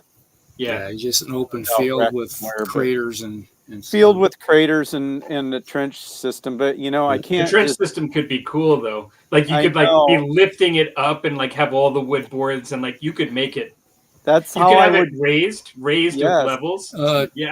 I would have to get like 3-inch foam or something to cut it in and then put the popsicle sticks down. And think of how cool that would be. I mean, it'd be so about it. Right. And like I said, this Great War, there's so much eye candy. I'm sure Blood and Valor is the same way, but there's so much eye candy in here. And they do show some battles and battlefields that were, a kind of rural where it's, smaller arms, and there's some buildings that are, it looks almost World War II-y, as far as, but what I'm picturing are the trenches and the no man's land and the barbed wire. And it would take me a long time to build that up. And whether, if I did both sides, Mark would play, I'm sure Rusty would play, but what are we talking? Maybe I'd play it 5 times in my life. Like, I mean, let's be honest with ourselves, that's how I resist, stay focused is I just look at it and I just don't see it happening. I would have to invest a ton of time. It's not the money. Right. I have the one rule book that I would do if it's Games Workshop. So anyway, so that was another one. And then 2 other games quickly. I'll do one. And this one I would say maybe I would play it, and it's reasonable that I would. And I've even tried to apply my my old world or Warhammer miniatures to it. Would be Kings of War, which they're coming out with a 4th edition now. And I literally behind me have all but I have 1st and 2nd editions Did I pick? I don't think I picked up third, but I even got some of the supplements. I mean, I, I've watched games of it played. It looks fantastic. Looks like a lot of fun. The biggest thing is I can't find an army that my Bretonians fit in the way that I want them to. Okay. Yeah, yes, I know there are some that say, well, this is kind of the Bretonian list. You know, it's kind of the, I forget what they call it. And you could I do a know the one generic you're one. talking about. It doesn't have Yeah, the same character as the it Bretonians. just, yeah, it doesn't have that character that the Bretonians have, I think, which is what, because I love medieval. And I Yeah. love King Arthur legends. I've read them since I was in middle school, and it just none of those capture that at all. And I just, Right. so I'm like, I can never. I even tried to build a list here, even last winter, like, oh, you know, because all you got to do is have the bases, and I could put them on there, and I could even make it where they set in and had terrain, so it looked cool because it doesn't. They don't rank it. They can be however you want. You know, it's a display base essentially. Yeah. But I just can't find an army that captures the flavor and allows me to have the mix of my Bretonians in that works the way I would want it to. And so I just it's that's the only thing holding me up. The game looks fun. I have the miniatures with painted. I mean, like I could do it, and I could do it, but I think I'm not gonna love it because it doesn't have my, you know, and it doesn't have that 5th edition Breton. That's what I love. The 5th edition Bretonians, you know, the high fantasy, noble, chivalric, you know, just that's what I like. So, Mhm. and then the final one is also another Games Workshop I got that Warhammer one. Oracle. That's a And nice one. I watched. There's some battlefield or some battle reports on YouTube that are fantastic. Like Gorilla Miniature Games, I think, did it too, right? Yes, it just looks fantastic. It looks like a Yeah. blast. It's got a campaign system. It's a small group of figures. That one I potentially could. The biggest thing again that holds me up is the table. You know, Yeah. you do need, but you play like on a smaller table. It's like, But you want a nice old West table if you're going to play that, right? Like yes, you want the saloons and the yes, all the and stuff. yeah, on the boardwalk, you know, you'd have to have Yeah. there'd be a lot of buildings, and there's a lot of places that make them. You know, you can get the MDF ones, and and some of them are really nice as they sit, or you could, you know, you can trick them up a little bit nicer with some details and stuff. So that one is not, that one's maybe a little bit more realistic. And I know Mark, my buddy around here that I game with sometimes, he got into the Knuckle Duster Miniatures has the what's their game? Doesn't matter, but it's another Bill Bouchon talked about that one. Yeah. Knuckle Duster quite Yeah. a bit. Yeah. And it's a similar game system, a small skirmish with a gang, and same kind of thing. And Bill did a really nice table Mhm. that he'd built. And so, you know, Mark would have some interest in it, and he has some miniatures because he did a Kickstarter for one of those game systems. And you know, I could buy a handful of miniatures, and so that one has some potential and being smaller and a small table. You don't need a 4x6. Yeah, I Right. think you play it like on it's a 2x2 or a 3x3 or something. 2x2, you know. really? Yeah, or at least a 3. Maybe it's a 3x3, but I know it's not. It's not that big. It's not at the biggest. I don't think you could go bigger than a 4x4. So that you know that you could cram in some stuff there. But so that one really, again, that game that looks so cool to me, and I've had the rule book for a long time, and I'd love to play it. I just, you know, I'm trying to focus on what I got. Otherwise, you're just kind of squirrel, and you've got all these projects half done, and none are playable. Since I'm not a painting machine, like, well, for sure, not Rusty and not Tim either. So I gotta kind of really stay laser focused, or I won't get anything done. But yeah, those are kind of my list. Cool. And why? Yeah. Surprised you didn't put burros and badgers on there. Well, don't do that. I'm gonna do that one. That's gonna be one of my first ones. That one I think I could do. That one is not on my list because I think I could do that. Okay. Well, I'm gonna start with that one. I could use terrain that I have, so that doesn't hold me up, and it's a handful of miniatures. I'm going to start with Burrows and Badgers, but before I do, because I'm actually liking this Wiser's too much tonight, and having too many sips while I'm listening to all this great conversation, I have to say BattleTech at least once for the first time in the new season. So, There you go. if you have something available there, you might want to. Mine's gone. I just had lemonade. So Yeah. So, and for those of Cheers. you that are new to the channel, we have this gag that we talk about BattleTech so much on the channel that we take a drink every time it's mentioned. and we don't even talk about it, but it comes up. It comes It's not up, like yeah. a focus of the channel or Yeah, a topic no, or it's not. anything. It's not But that we're all it's front BattleTech players. It like comes up. Rusty's a big BattleTech player. Yeah. I'm not big. No, you're enormous. Well, they're bigger people than you, but you play a lot. He plays a lot. Don't kid yourself, Rusty. Got every So- miniature ever.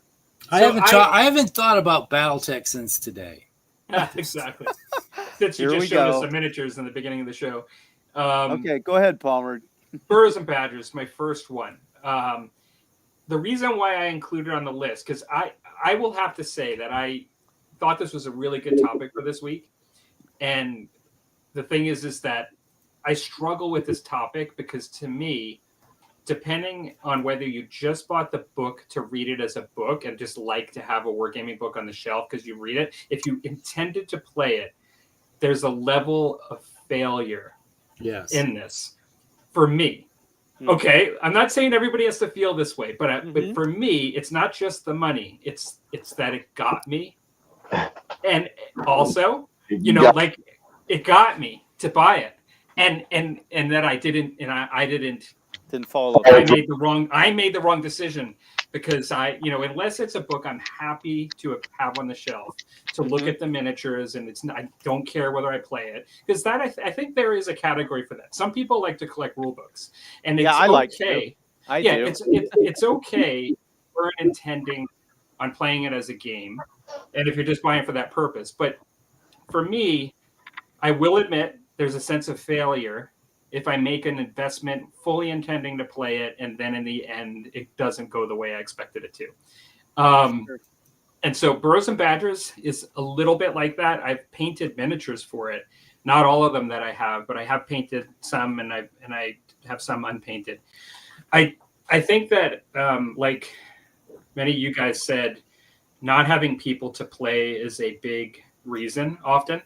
And even if you want to paint both sides, you might not want to paint both sides for every game like this. Like you might have went into it with a friend that then didn't kind of do this, like they just kind of pulled out.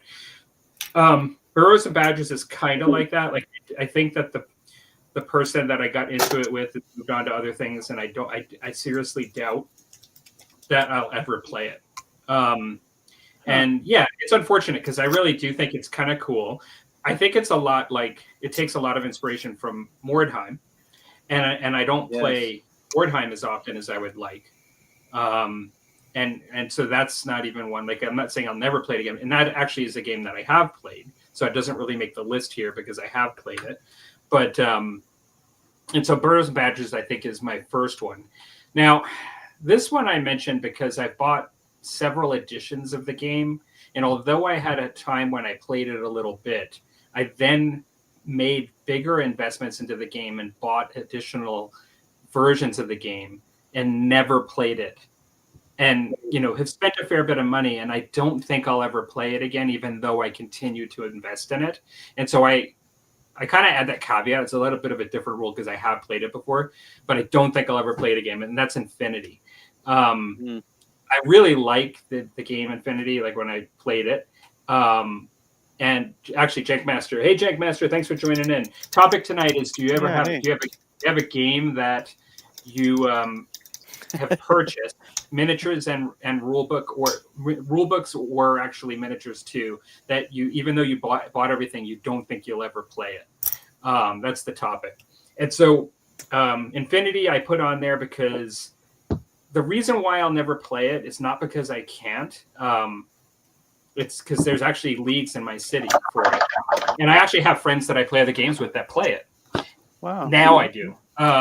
Which is, so it's strange, but it's just that it's actually not the easiest game.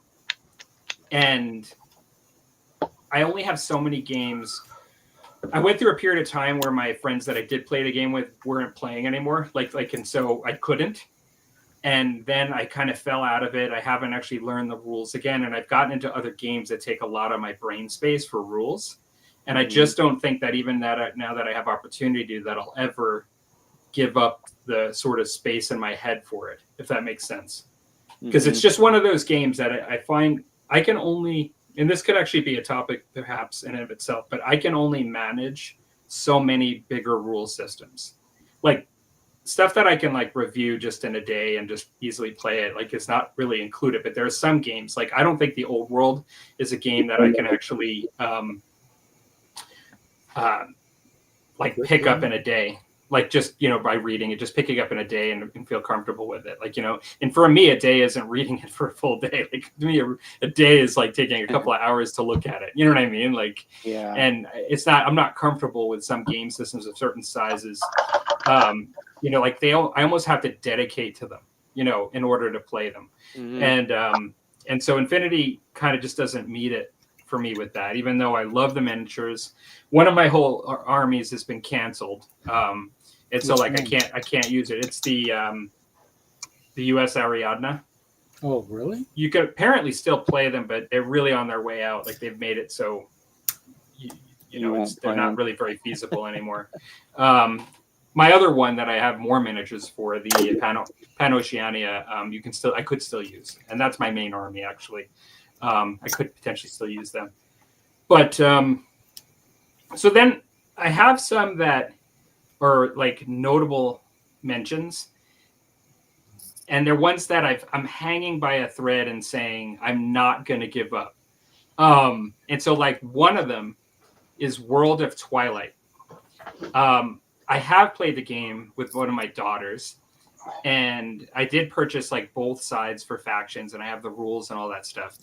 I just love the miniatures, and I love the unique aspect of the game so much. Like it's sort of got a very unique rule set that I really don't want to give up on it. Like wouldn't want to like sell the stuff. I really want to paint more of the miniatures that I own, because I just love, like a lot of people compare it to Dark Crystal in a lot of ways. It just has this very cartoonish look to it that's fantasy, but like no other kind of fantasy. It's just very unique. And it's just fun. Like I just think it's fun. And so I kind of remember when I first got into it, and I just want to I don't want to give up on it. I want to like paint more of it in the future and still maybe drag someone into play a game with me on it. And so I won't do that. And then the other one is I played a demo of the first edition of Test of Honor, and then I totally got into Test of Honor 2. I have a friend that kind of goes back and forth on whether he'll play it. But is that the medieval one? Test of Honor Japanese. is the Japan. Yeah. And so it actually is from the same guys that do the one that you just mentioned, the night game that you guys were talking about. The one that where you said they came out. Yeah, Andy Hobday's the Baron's War. Baron's War, yeah. And so basically, so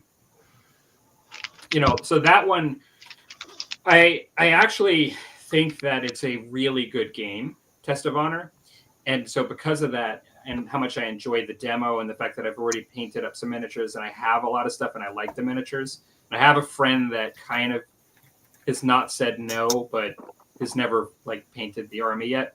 I'm hoping to still play that one, and I'm not giving up on it. I'm not resigned. It's like Tim and I were talking, like when I was asking you, are you resigned, or are you totally giving up, or are you, or are you, is there some chance that there's one more than another? Those are probably mine. I mean, like we all have more, I think, when you really delve into it. But on Burrows and Badgers, you could play that. I mean, but I didn't understand. Well, what do you mean though? Like, why do you say that? Why do you say that I could play it? Because you said you have the miniatures, right? And you really enjoy painting them, and you've painted some of them, right? Like Twilight. Yeah, I do. I do like the miniatures, but I've never played a game, and I don't have enough for both sides. And I have a friend that doesn't seem like for that one. Burrows going and anywhere. Badgers you're talking about? Yeah. Yeah, okay, because that seems feasible. There's only like 5 to 10, 5 or 8 or so is there per side. Yeah, but the question I is just this: I was just asking what your main hang up on it what was. I mean hang up? Well, it's this. It's that on what. So I'm going to compare. In a lot of ways, World of Twilight and Burrows and Badgers are very similar in the problem, in the sense that they're both smaller and niche games by small developer countries companies that have like not that many miniatures per side, and things like that. Right. I went into World of Twilight because I really like the miniatures and like the uniqueness of the genre, and I bought both sides. And so it was both a painting project, but also from the very beginning, it was about me doing both sides in order to do it. Okay. And I've played a game because I played it with my daughter, at one point. Burrows and Badgers, I went in it with another person, and it was always intended that it was going to be somebody else I was going to play. I gotcha. So psychologically, and then also like I would still have to. I painted some terrain for World of Twilight. I would still. Burrows and Badgers is a bit easier with the terrain because you could use a lot of the Mordheim stuff, and like you could do that. You're right, but I think because a lot of it's psychology. A lot of it is that my intention was always to play it with somebody else, and I bought the one side, and they kind of didn't. Yeah, and it just kind of it just made me. But like with all of them. The hard thing is that there was always a spark with all these games, right, that made you like them. And the hard thing is, if you think, in my opinion, if you think hard enough about why you liked it originally, and if you think about it, it can start to suck you in again. Yes. But then the question is, the things that prevented you from doing it all along. Are they still there? Yeah. And when like you get back into your daily routine, are they going to be the things that are going to still prevent you from doing it? Correct. Yeah. And that's what I always look at too, and that's why, other than having the rule book for a couple of those games, and they were out of print games, and I found them on eBay reasonable, and it was a good deal, and I wanted the rule book, but I knew in my heart of hearts I wasn't gonna probably have it be a project. Maybe if I was 30. I would be like, I could maybe do that. But where I'm at now, I don't, it's not happening. Yeah. No, it's interesting topic. Like, I don't know. You can take it into a lot of philosophical directions too, Yes. Yes. Well, and then what draws you to a game is always interesting. Like you said, like the Burrows and Badgers was kind of a buddy thing. Like you guys were going to do this together. It was like, but you went into the Twilight game thinking, I love the system, I love the miniatures, I love that it's a niche company, and I'm all in on the whole thing. I'm doing the whole thing. But so a lot of it is what makes you love the game. Was it a video you saw? Is it a historical period that you love? Even why do I love second edition bold action more than third? Sometimes you almost can't quite even describe it. It's weird. It's a lot of psychology in there.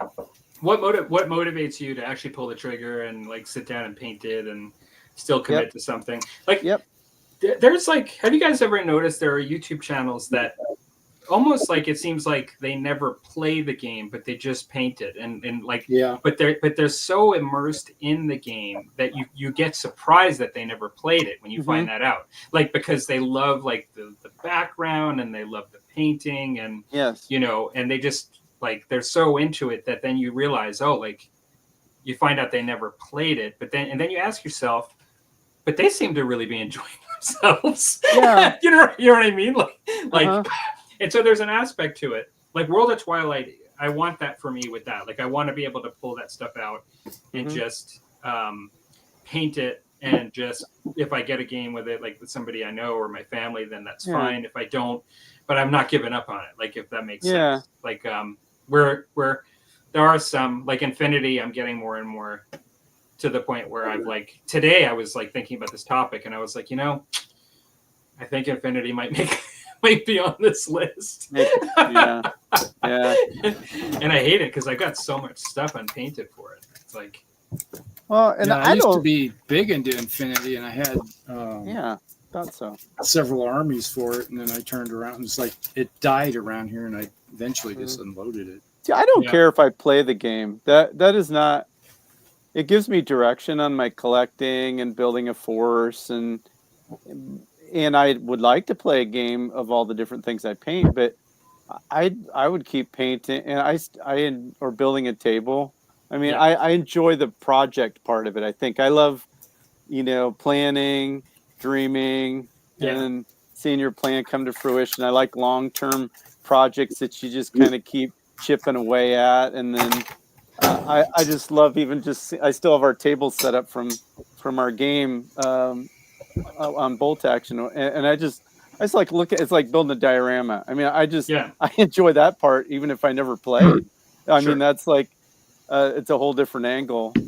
I would never sell anything if I couldn't play it. That wouldn't bother me in the least. I don't buy that isn't my main focus. It just gives me direction, I think. Mhm. I would collect miniatures probably even if there were no games.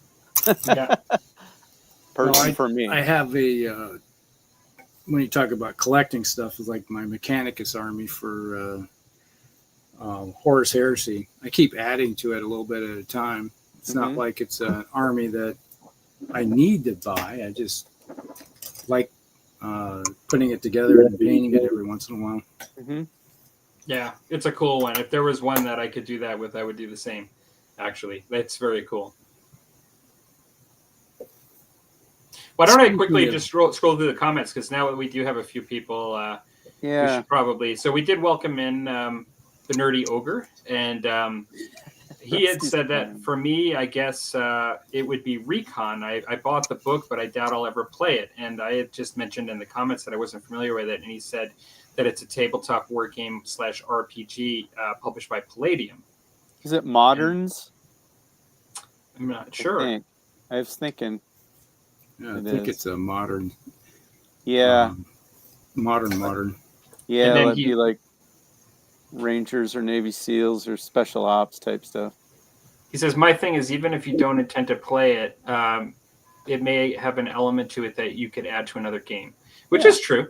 There's definitely crossover, and the more historical it is, you see a lot of that, I think.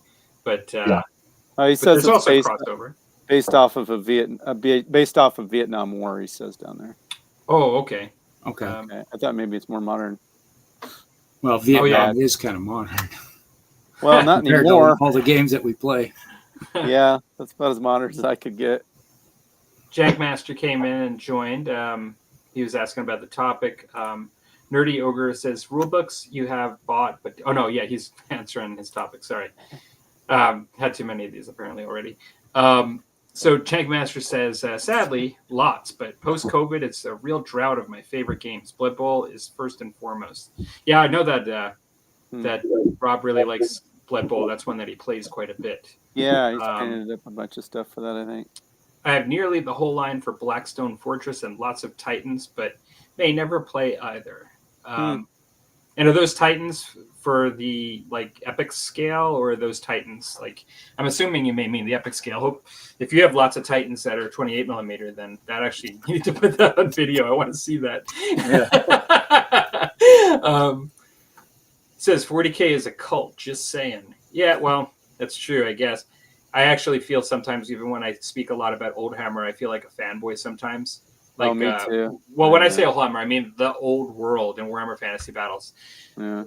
I feel like sometimes I'm a GW fanboy when I talk about my zeal for it. I miss my Katakan army, says Nerdy Ogre. Yeah, that was pretty cool. That's not a thing anymore, huh? I just remember when I get the White Dwarf magazine. Huh. They were in there. They're getting rid of all the old armies. That was one of the 40K armies I always thought I could get into. If I ever did. What do they have these days? They just have the Solaris or what is it called? It'll just be the Imperial Guard is now broken into factions, right? Yeah, it's just going to be the one faction. The typical modern-looking guys. They're moving all the different unit, the different kind of armies. Okay. Mm. Rob says, I admire your discipline, Dan. I lose motivation after a while. Oh, thanks. Yeah, I like Yeah, the the Cadians. Oh yeah, that's what they're. It's just going to be the Cadians. Yeah, I did hear that. And that's where he's saying it's based. The recon's based off Vietnam War. You said the scales are the Titans are the ones you're painting. So yeah, so those are like the 8 millimeter, I believe, or what the Adeptus Titanicus is now. It's bigger than the 6, which used to be the Epic. I don't think they're 10. I think they're 8. I'm trying to remember, but I thought they were 10. maybe you're right. Maybe it is 10. The Warlord Titan is big. Okay. I still have to paint him. All right. Well, that catches us up on comments. So, we are actually right around that time. I don't know. Yeah. Say, comments. I finished my guy. Is it Okay, done? maybe. Done.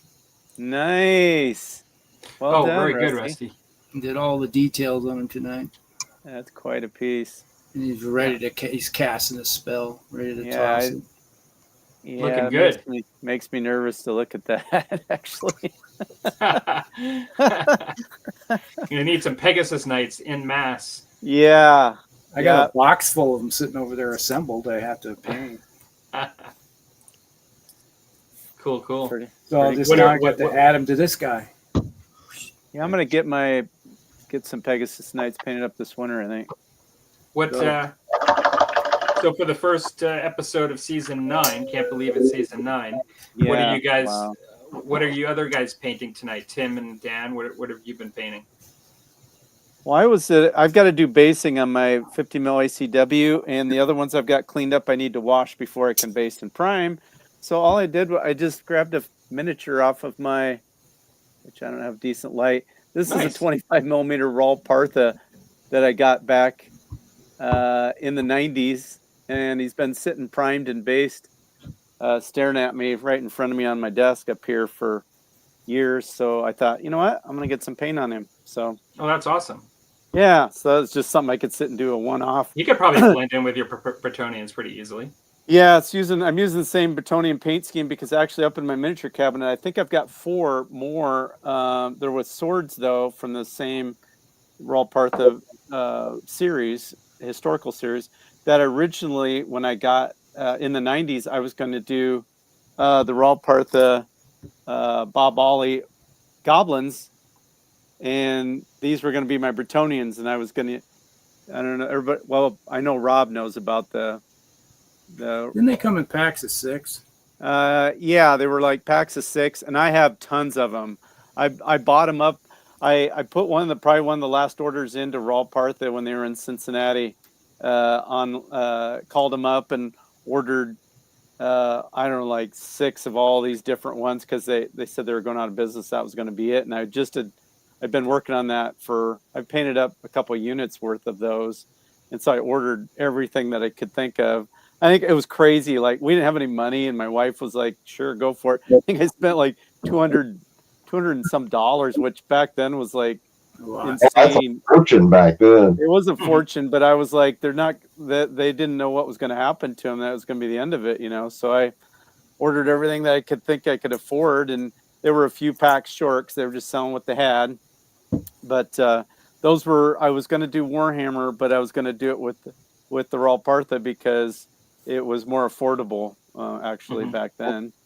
And so that's where I got my paint scheme for my current Bretonians. So he'll go with those. Yeah. Nice. Yeah. Tim, what have you been up to tonight? Oh, just painting some more these guys with their little tartans. Oh yes, what you talked about earlier. Yep, you're still working. Yeah. You're working on very them. cool. Yeah, it's going to be a lot of good practice for when I start painting up more of my Persian army with all their color and bold designs and stuff. Very cool. But I got just another one right here and 3 more, and then that unit will be done, and I can start on the next one. Nice. That'll be part of a Scottish force. I think I'm going to do some Scottish dragoons sometime in the future. Cool. Good deal. All right. Well, Rob says he likes your Bob Ollie, I think, is what. Yeah, and then He said. the paint scheme matches my Bretonian kingdom. Yeah. Green and yellow. Yep. Just another retinue for somebody. Yep, exactly. I got to do like you in saying that. Like what you reminded me of the moment you said, I got this rail part that I'm staring at, is I've got these 3 miniatures I've already shown. And I've got like this Hobbit by Grenader.